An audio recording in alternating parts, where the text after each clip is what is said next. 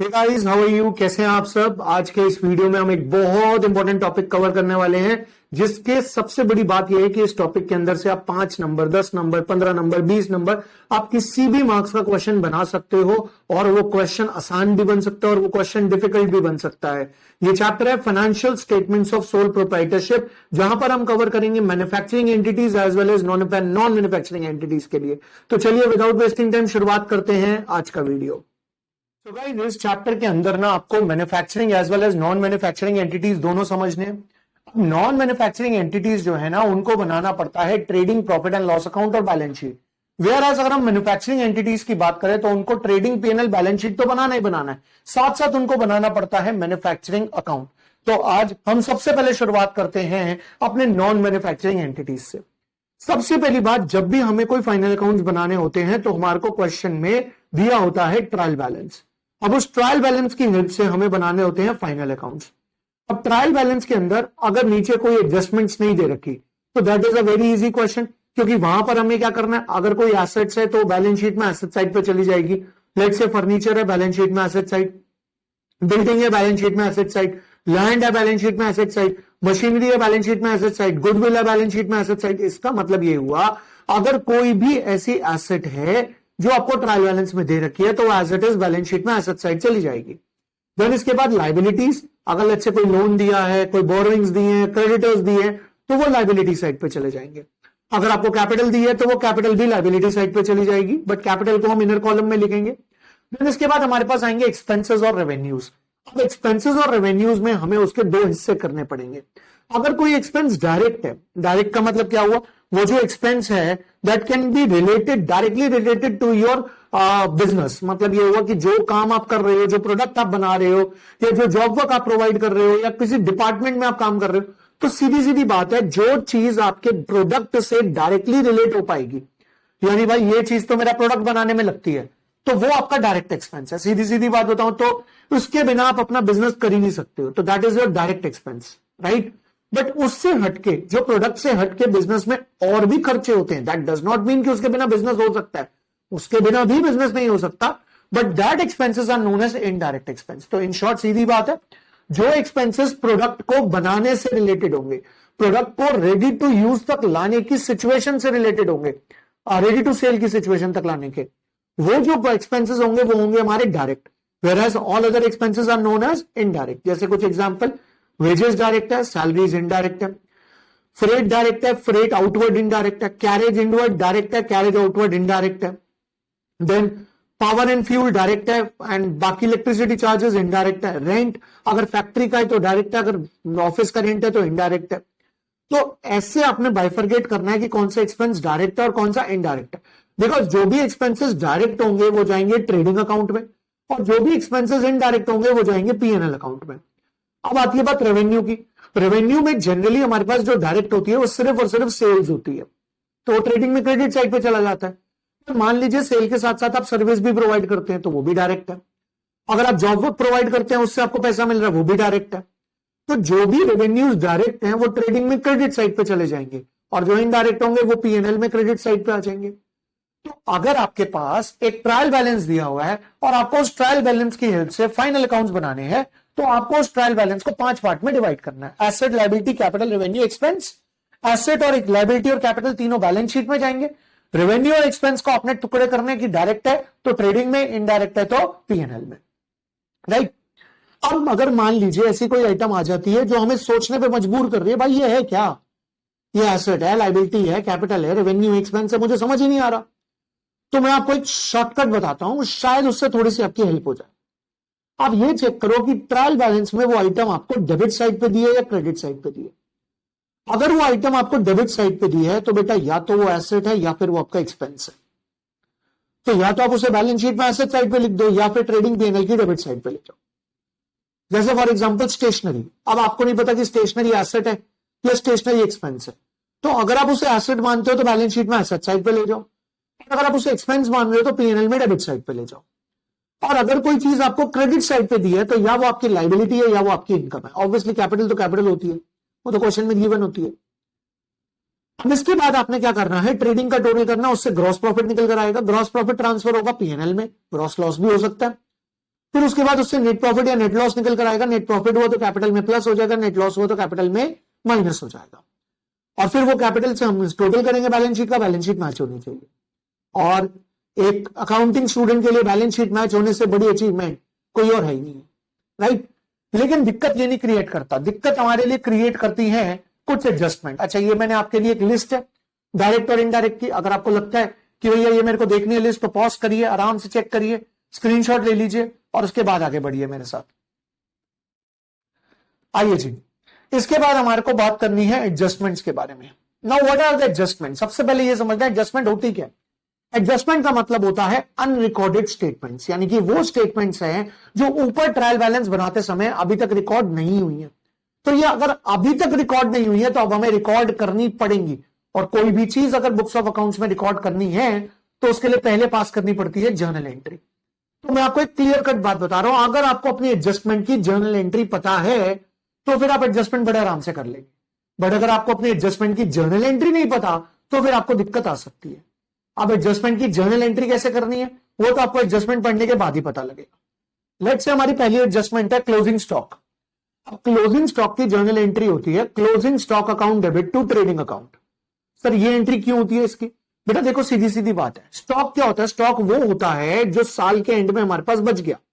ये आया कहां से था? ये हमने खरीदा था, मतलब हमने परचेज किया था। दैट मीन्स अगर ये स्टॉक आपने परचेज किया था तो इसका मतलब ये परचेजेस में इंक्लूडेड है। और अगर ये परचेजेस में इंक्लूडेड है तो आपने तो पूरी परचेज ट्रेडिंग में डेबिट कर दी। अब आपको क्या करना है, उस स्टॉक के अमाउंट से ट्रेडिंग को क्रेडिट करना पड़ेगा। और क्योंकि स्टॉक हमारी एसेट होती है तो बैलेंस शीट में एसेट साइड पे जाएगी, इसलिए जर्नल एंट्री हो गई stock account debit to trading account. अब ये स्टॉक कोई भी हो सकता है, स्टॉक इन ट्रांजिट भी हो सकता है, स्टॉक विद कस्टमर भी हो सकता है, हमारे पास स्टॉक भी हो सकता है क्लोजिंग स्टॉक इन हैंड जिसको हम कहते हैं। तो कोई भी स्टॉक हो, स्टॉक की जर्नल एंट्री यही होती है stock account debit to trading account. अब स्टॉक अकाउंट डेबिट कर रहे हैं तो बैलेंस शीट में एसेट साइड पे जाएगा, ट्रेडिंग अकाउंट क्रेडिट कर रहे हैं तो ट्रेडिंग में क्रेडिट हो जाएगा। देन डेप्रिसिएशन, डेप्रिसिएशन लगाने की दो में से एक एंट्री पास होती है। अगर आप प्रोविजन का अकाउंट मेंटेन नहीं कर रहे तो एंट्री पास होती है depreciation account debit to asset. तो डेप्रिसिएशन पीएनएल में डेबिट हो जाएगा और एसेट्स में से जाके माइनस हो जाएगा, राइट।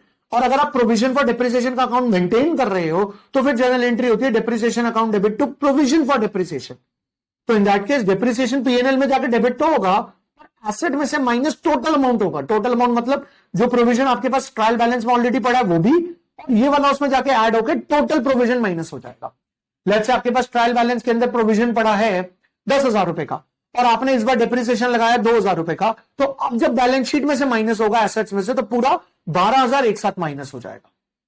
तो चलिए अब नेक्स्ट एडजस्टमेंट देखते हैं। हमारी थर्ड एडजस्टमेंट है loss of goods by theft और फायर। अगर आग लगने की वजह से या चोरी होने की वजह से गुड्स चोरी हो गए, मतलब लॉस हो गया आपको, तो आप ये चेक करिए कि इंश्योरेंस कंपनी ने आपका क्लेम एक्सेप्ट किया या नहीं किया।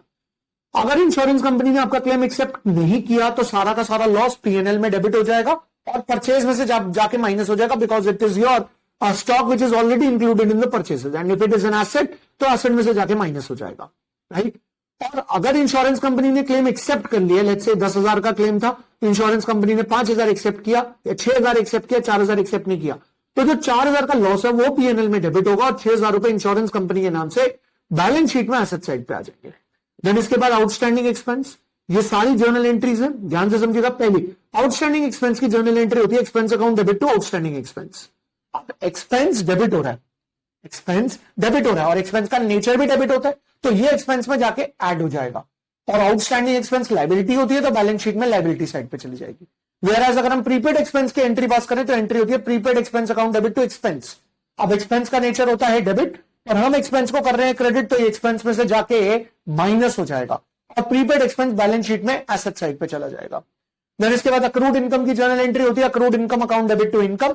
अक्रूड इनकम हमारी एसेट होती है तो बैलेंस शीट में एसेट साइड पे चला जाएगा और इनकम हमारे लिए नेचर क्रेडिट होता है और हम इनकम को क्रेडिट ही कर रहे हैं तो ये इनकम में जाके ऐड हो जाएगा। देन इसके बाद एडवांस इनकम की एंट्री होती है income account debit to advance income account. अब इनकम हमारे लिए क्रेडिट होती है पर हम इनकम को यहां डेबिट कर रहे हैं तो ये इनकम में से जाके माइनस हो जाएगा और एडवांस इनकम हमारी बैलेंस शीट में लायबिलिटी बन जाएगी। इसके बाद अगर आप फ्री सैंपल, चैरिटी या फिर पर्सनल यूज के लिए गुड्स विड्रॉ कर लेते हो तो जर्नल एंट्री पास होती है फ्री सैंपल या एडवर्टीजमेंट या business promotion expense account debit, charity account debit to drawings account debit to purchases. अब चैरिटी है तो पीएनएल में डेबिट, एडवर्टाइजमेंट है पीएनएल में डेबिट, ड्राइंग्स है तो कैपिटल में से जाके माइनस हो जाएगा। परचेज का नेचर डेबिट होता है, पर परचेज को हम क्रेडिट कर रहे हैं तो ये परचेज में से भी जाके माइनस हो जाएगा। फिर इसके बाद purchase include cell return. Purchase include cell return का मतलब ये है कि सेल रिटर्न का अमाउंट गलती से परचेज में चला गया। आप सोच के देखो, सेल रिटर्न का अमाउंट परचेज में चला गया तो परचेज डेबिट होगी और सेल रिटर्न क्रेडिट हो जाएगी। तो सॉरी, सेल रिटर्न डेबिट होगी, परचेज क्रेडिट हो जाएगी, मतलब परचेज में से हम माइनस कर देंगे और सेल रिटर्न में प्लस कर देंगे। अब मान लो क्वेश्चन में आपको अलग से सेल रिटर्न नहीं दी हुई तो यही सेल रिटर्न बन जाएगी और ये सेल रिटर्न सेल्स में से जाके क्या हो जाएगी, माइनस हो जाएगी। Let me explain once more, ध्यान से समझना। सबसे पहले परचेज में सेल रिटर्न का अमाउंट इंक्लूड हो गया। पहली बात क्लियर करो विजन, परचेज में सेल रिटर्न इंक्लूड नहीं हो सकता, तो परचेज में से सेल माइनस कर देंगे क्योंकि रेक्टिफिकेशन है। दूसरा इफेक्ट ये है कि ये सेल रिटर्न में जाके प्लस होगा। बेटा एक बात बताओ, अगर ये सेल रिटर्न में प्लस हो भी जाता है तो टोटल सेल रिटर्न सेल्स में से जाके माइनस करनी पड़ेगी। अब टोटल सेल रिटर्न सेल में से माइनस करनी है तो यही सेल रिटर्न जाके माइनस कर दो सीधा।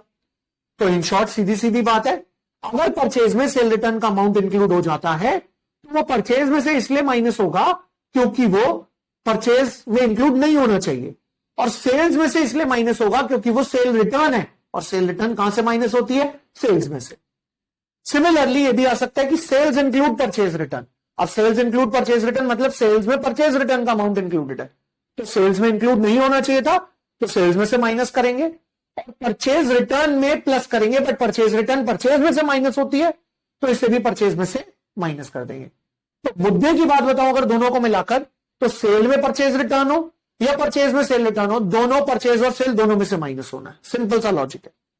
देन इसके बाद डेटर्स और क्रेडिटर्स में कोई कॉमन बैलेंस है। कॉमन बैलेंस मतलब आपने एक्स से पैसे लेने भी है, आपने एक्स को पैसे देने भी है, तो क्लियर है कि डेटर और क्रेडिटर दोनों में से माइनस कर देंगे जो कॉमन बैलेंस होगा। बट बात ये आती है अमाउंट के माइनस करेंगे।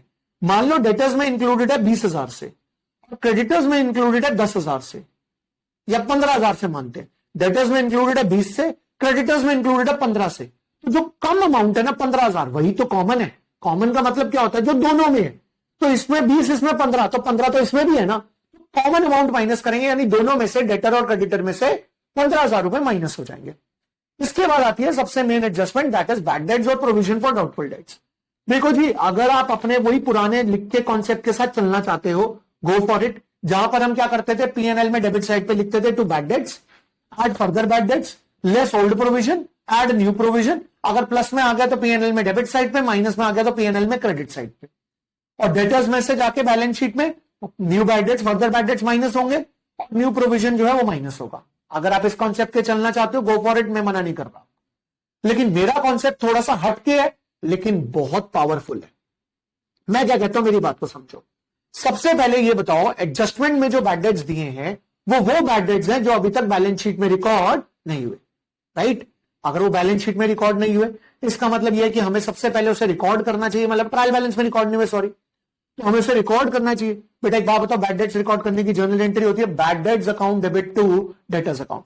तो हमारी पहली जर्नल एंट्री होगी bad debts to debtor. Bad debts जाकर ट्रायल बैलेंस में गिवन बैड डेट्स में ऐड हो जाएंगे और ट्रायल बैलेंस में गिवन डेटर में से माइनस हो जाएंगे। डन है। दोबारा से, पहले जो एडजस्टमेंट में बैड डेट्स दिए हैं उन बैड डेट्स को हम रिकॉर्ड करेंगे। कैसे रिकॉर्ड करेंगे, बैड डेट्स में जाके प्लस और डेटर्स में से जाके माइनस। परफेक्ट। अब हम ये देखेंगे कि क्या हमारे पास कोई एग्जिस्टिंग प्रोविजन है या नहीं है। अगर हमारे पास ट्रायल बैलेंस में क्रेडिट साइड पे कोई प्रोविजन है और डेबिट साइड पे बैड डेट्स हैं, तो बैड डेट्स को ट्रांसफर किया जाता है पीएनएल में। लेकिन अगर हमारे पास प्रोविजन है तो कायदे से पहले हमें उसे प्रोविजन से चार्ज करना चाहिए। तो हम जर्नल एंट्री पास करेंगे, provision for doubtful debts account debit, bad debts PNL account debit to bad debts. इसका मतलब बैड डेट्स को पहले हम प्रोविजन में से माइनस कर देंगे, अगर फिर भी बैड डेट्स बच गए तो वो पीएनएल में चले जाएंगे। मेरे कहने का मतलब क्या, लेट्स से आपके पास ट्रायल बैलेंस में बैड डेट्स दिए थे 50,000, अब आपके पास एडजस्टमेंट्स में बैड डेट्स दिए थे 20,000, अब आपके टोटल बैड डेट्स हो गए 70,000। अब अगर आपका प्रोविजन 1 लाख है तो फिर आपका बैड डेट्स प्रोविजन से चार्ज हो जाएंगे और 30,000 का प्रोविजन बच जाएगा। लेकिन अगर आपका प्रोविजन जो है वो 60,000 है, तो बैड डेट 70,000 है, तो वो 60 ही प्रोविजन से चार्ज हो पाएंगे और बाकी 10,000 कहां से चार्ज हो जाएगा? पीएनएल से चार्ज हो जाएगा। परफेक्ट है, डन, पक्का। अब आगे नेक्स्ट स्टेप। इसके बाद आपने क्या करना है, आपके जो फ्रेश डेटर्स आए हैं, आप इन फ्रेश डेटर्स का ये देखो कितने परसेंट प्रोविजन बनाना है। अगर आपको इन फ्रेश डेटर्स का 5% प्रोविजन बनाना है तो डेटर्स का 5% कैलकुलेट कर लो। ओके, नाउ अगर आपके पास अभी भी प्रोविजन पड़ा है तो रिमेनिंग अमाउंट या तो बना लो या रिवर्स कर दो। और अगर आपके पास कोई प्रोविजन नहीं पड़ा तो पूरा नया प्रोविजन क्रिएट कर लो। मैं आपको एक एग्जांपल के साथ समझाता हूं मैं क्या कहना चाह रहा हूं। लेट्स से यही एग्जांपल उठा लेते हैं। लेट्स से कि मेरे पास बैड डेटर्स दिए हैं 2,36,000 के, मेरे पास डेटर्स दिए हैं 236 के, और मेरे पास प्रोविजन दिए 14,000 के, प्रोविजन 38 का। नीचे बैड डेट्स 16,000 और 8% दे रखा है, ठीक है। अब मैंने सबसे पहले ये फर्दर बैड डेट्स जो 16,000 है इसे ले जाकर बैड डेट्स में ऐड किया, तो बैड डेट्स हो गए 30,000 के, और डेटर में से माइनस कर दिया तो डेटर्स रह गए 2,20,000 के। डन है जी। अब इसके बाद मैंने बैड डेट्स को प्रोविजन से चार्ज कर लिया, तो मेरे पास बैड डेट्स 30 है, प्रोविजन 38 है, तो 8,000 का प्रोविजन बच जाएगा। अब अगर प्रोविजन कम होता तो बाकी बचे हुए बैड डेट्स पीएनएल से चार्ज हो जाते। मतलब मान लो यहां पे प्रोविजन अगर 28,000 होता तो ये 28,000 खत्म हो जाता, ये कुछ भी नहीं बचता और ये 0 हो जाते। मतलब ये जो बचता 2,000 रुपए, ये 2,000 पीएनएल से चार्ज हो जाता। डन है जी। अब फिलहाल हमारे पास यहां पे कितना अमाउंट है? फिलहाल हमारे पास यहां पे 38,000 है। इस 38 में से मेरे पास कितना बच गया था? मेरे पास बच गया था 8,000 रुपए। ना मुझे 8% प्रोविजन बनाना है 2,20,000 का। 2,20,000 का 8% होता है 17,600 रुपए, जिसमें से 8,000 मेरे पास ऑलरेडी पड़ा है, तो बाकी 9,600 रुपीज का मैं प्रोविजन बना लूंगा। यह है बेटा पहला तरीका। एक्चुअली में सही तरीका यही होना चाहिए, और ये मैंने यहां पे प्रॉपर पूरा लिख कर भी दिया है। अगर आपको स्क्रीनशॉट लेना आप ले सकते, राइट। लेकिन मेरे पास आपको समझाने का एक और तरीका है, और वो सबसे आसान है, बट टेक्निकली देखा जाए तो वो सही नहीं है, बट पेपर में सही आंसर के लिए कुछ भी कर सकते हैं हम। तो उस केस में हम क्या करेंगे, समझो बेटा ध्यान से। एक तरीका और है, पीएनएल की डेबिट साइड पे, पीएनएल की डेबिट साइड पे अपने ट्रायल बैलेंस के बैड डेट्स लिख दो, क्योंकि वो पीएनएल में जाने चाहिए। अपने फर्दर बैड डेट्स भी लिख दो, ठीक है जी। तो मतलब दोनों बैड डेट्स पीएनएल में डेबिट साइड पे लिख दो। इसके बाद जो प्रोविजन आपको दे रखा है, एग्जिस्टिंग प्रोविजन ट्रायल बैलेंस में जो दिया है, उसे पीएनएल में क्रेडिट कर दो पूरा, और फिर जो बनाना है उसे पीएनएल में डेबिट कर दो, जो न्यू प्रोविजन बनाना है। That's it. पर बेटा टेक्निकली बताऊं तो ये तरीका गलत है, बट ठीक है, सही हो जाता है, कोई दिक्कत नहीं है। चलिए आगे बढ़ते हैं। Provision for discount on debtors. अगर आपको डेटर्स के ऊपर डिस्काउंट मिलने का उम्मीद है तो आपको उसके लिए प्रोविजन बनाना पड़ेगा, तो वो डेटर्स में से माइनस होगा और पीएनएल में प्रोविजन डेबिट हो जाएगा। अगर यही आपको क्रेडिटर्स से उम्मीद है तो कुछ नहीं होगा, क्योंकि इसकी कोई एंट्री नहीं होगी as a matters of prudence. Prudence principle मना करता है कि ऐसी कोई एंट्री अपने पास नहीं करनी। देन बेटा मैनेजर्स कमीशन की बात करें तो मैनेजर्स कमीशन अगर क्वेश्चन में दे रखी है, तो अगर मैनेजर कमीशन बिफोर चार्जिंग है तो हम R/100 करते हैं, और अगर आफ्टर चार्जिंग है तो R/100 प्लस R करते हैं। पर सर ऐसा क्यों करते हैं? बिकॉज इस नेट प्रॉफिट के अंदर दोनों इंक्लूडेड होता है, 100 भी और R भी, तो हम उसको 100 प्लस R से डिवाइड करते हैं। वेयरएज इस नेट प्रॉफिट में सिर्फ 100 इंक्लूडेड होता है, तो हम उसको 100 से डिवाइड करते हैं। बेटा डिवीजन का एक रूल है, डिवीजन का रूल यह है कि सेम यूनिट हमेशा सेम यूनिट से डिवाइड होनी चाहिए। देन इसके बाद एक एडजस्टमेंट आपके सीए फाउंडेशन की बुक में आपको जरूर मिलेगी, वो कौन सी? बैंक ओवरड्राफ्ट की एडजस्टमेंट। कि जो हमारा बैंक ओवरड्राफ्ट है ये हमारे स्टॉक की रियल वैल्यू का 80% है, हमने इसका 80% विड्रॉ किया हुआ है। इसका मतलब ये हो गया कि पहली बात आप अपने स्टॉक की 80% वैल्यू करो, क्योंकि हम पूरा स्टॉक की वैल्यू कंसिडर ही नहीं करते। ये ओवरड्राफ्ट आपको लिमिट मिली है, और इस लिमिट का आपने सिर्फ कितना विड्रॉ किया? 80%। अब बैंक ओवरड्राफ्ट आपको उस क्वेश्चन में गिवन है, लेट्स से 1 लाख रुपए, तो 1 lakh into 80% into 80% into stock, तो जो आपका स्टॉक आ जाएगा वो आ जाएगा 1 लाख को हम डिवाइड कर देंगे 2 बार 80% से। तो ये हमारा स्टॉक आ जाएगा। दैट्स इट, इसमें आपको और कुछ नहीं करना, बस 80% से 2 बार डिवाइड करना है, स्टॉक आ जाएगा। स्टॉक की एडजस्टमेंट वही है जो हम सबसे पहले पढ़ कर आए हैं। इसके बाद बारी आती है मैन्युफैक्चरिंग अकाउंट की। तो आपको मैन्युफैक्चरिंग अकाउंट में यह समझना है, आपको मैन्युफैक्चरिंग अकाउंट में यह समझना है कि अभी तक जो खर्चे आप ट्रेडिंग में लिखते थे, अब ट्रेडिंग के बदले वो सारे खर्चे आप कहां लिखोगे, मैन्युफैक्चरिंग। अब मैं आपको बता देता हूं, पहली बात सबसे बड़ा चेंज आएगा स्टॉक में। रॉ मटेरियल का स्टॉक मैन्युफैक्चरिंग में जाएगा, वर्क इन प्रोग्रेस का स्टॉक मैन्युफैक्चरिंग में जाएगा, बट फिनिश गुड्स का स्टॉक ट्रेडिंग में आएगा। मतलब रॉ मटेरियल का स्टॉक मैन्युफैक्चरिंग में डेबिट, वर्क इन प्रोग्रेस का स्टॉक मैन्युफैक्चरिंग में डेबिट, लेकिन फिनिश गुड्स का स्टॉक मैन्युफैक्चरिंग में ट्रेडिंग में डेबिट। ये ओपनिंग की बात हो रही है। क्लोजिंग रॉ मटेरियल है तो मैन्युफैक्चरिंग में क्रेडिट, वर्क इन प्रोग्रेस है मैन्युफैक्चरिंग में क्रेडिट, और अगर फिनिश गुड्स है तो ट्रेडिंग में क्रेडिट। इसके बाद खर्चे, सारे डायरेक्ट खर्चे, सारे खर्चे, एवरीथिंग डायरेक्ट खर्चा जो भी है वो मैन्युफैक्चरिंग में जाएगा, और इनडायरेक्ट पीएनएल। इन शॉर्ट सीधी सीधी बात है, अब ट्रेडिंग में कोई भी एक्सपेंस नहीं आएंगे। देन इसके बाद सेल की बात करें तो जो स्क्रैप की सेल होगी वो मैन्युफैक्चरिंग में जाएगी, और फिनिश गुड्स की सेल ट्रेडिंग में जाएगी। इसके बाद जो आपका मैन्युफैक्चरिंग अकाउंट में क्रेडिट साइड पे बैलेंस बचेगा उसको हम बोलेंगे कॉस्ट ऑफ प्रोडक्शन। ये कॉस्ट ऑफ प्रोडक्शन हम ट्रांसफर कर देंगे ट्रेडिंग की डेबिट साइड पे, जहां से ग्रॉस प्रॉफिट निकल कर आएगा। इन शॉर्ट सीधी सीधी बात है, मैन्युफैक्चरिंग अकाउंट की डेबिट साइड पे क्या आएगा, एक तो opening stock of raw material, opening stock of work in progress, और सारे डायरेक्ट खर्चे।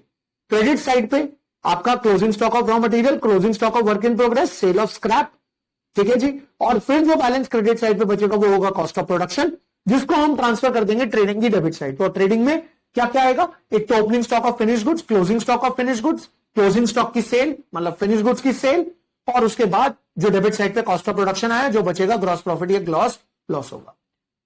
तो बेटा मैं उम्मीद करता हूं कि मैंने फाइनल अकाउंट्स की सारी एडजस्टमेंट, सारी बातें आपके साथ डिस्कस कर ली, और अगर गलती से कुछ छूट गया हो या ऐसी कोई पॉइंट जो आपको लगता है कि इस वीडियो में कवर होना चाहिए था, रह गया है, आप कमेंट सेक्शन में कमेंट करिए, मैं आपको जरूर रिप्लाई करूंगा। और अगर आप इस चैनल पे नए हैं तो इसे सब्सक्राइब करना ना भूलें। अगर ये वीडियो आपके लिए हेल्पफुल है तो आप अपने सभी फ्रेंड्स के साथ इसको शेयर करें, बिकॉज शेयरिंग इज केयरिंग। हम मिलते हैं अपने नेक्स्ट वीडियो में, आज के लिए इतना ही। Bye bye, take care, all the best.